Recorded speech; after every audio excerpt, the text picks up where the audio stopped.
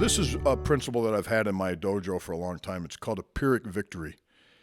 And it's based on a general that had won a battle, and he took so many losses that he had said, look, one more victory like this will be the end of us. So it deals with the idea that, yeah, you may have won the battle, but you're going to lose the war. It's seeking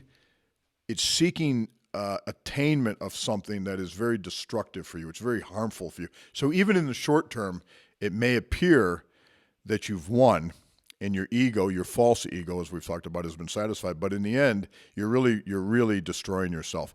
Now, how does that look in the martial arts world? Well, like in grappling, for example, I remember I had a couple of students, one in particular one time, and no matter what I ever said to the guy, I couldn't get him to stop doing certain bad habits that he would do.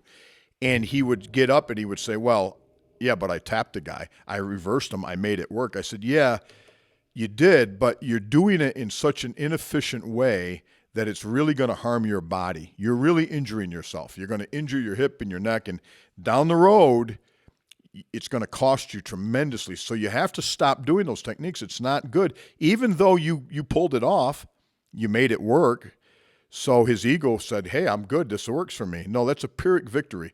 You got to think about that in your life. When you're trying and you're striving to win at all costs, be very careful, because that cost may be at your own detriment. Down the road, you may find that that win is your biggest loss. And that ties into a previous one about, winning is losing and up and down, up is down and backwards is forwards. Well, Pyrrhic victories are victories that are not worth the cost of the victory.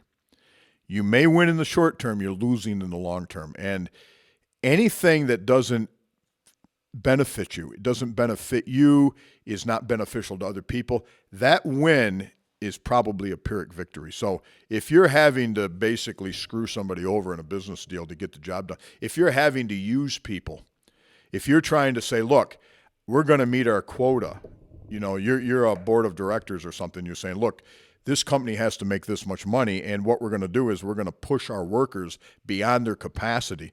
Yeah, you made your profits. You did it. That's a Pyrrhic victory, because it's kind of like that general. He won that battle, but he took so many losses, he knew he couldn't win another battle.